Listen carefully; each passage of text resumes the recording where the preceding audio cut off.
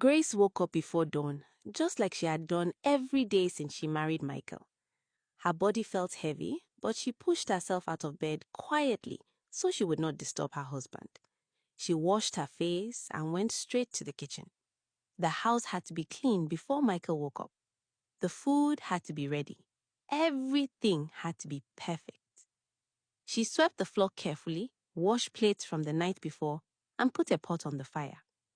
As she cooked, her mind wandered. She remembered the dreams she once had, walking, laughing, feeling loved. All of that disappeared just 1 year after marriage.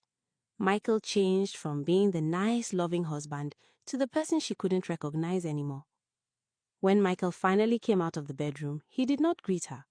He sat down, crossed his legs, and waited. "Where is my food?" he asked coldly. Grace quickly served him and stood aside, watching him eat. After the first spoon, he frowned. "Is this how you cook every day? You are becoming useless."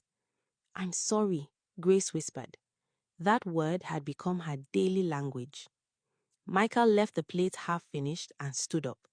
"Cleaned the house well today. My shirt was not properly washed yesterday."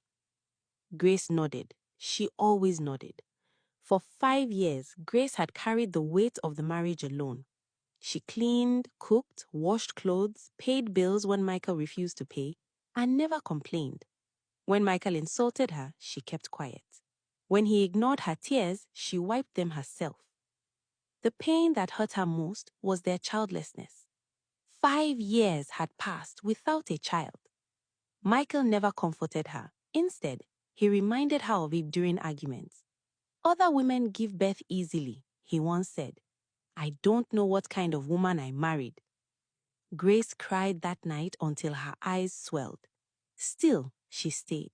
She believed patience could change everything. One evening, Michael returned home earlier than usual. "My mother is coming to stay with us for some time," he said casually. Grace's heart skipped. She had always feared this day. Madame Ruth never liked her. She believed Grace was the reason her son had no child. Her words were always sharp, her eyes always judging. That night, Grace cleaned the house twice. She washed curtains, scrubbed the floor, and arranged everything neatly.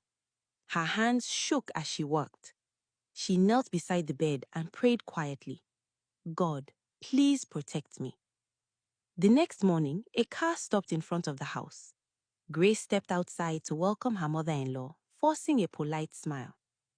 As Madame Ruth entered the house and looked around with cold eyes,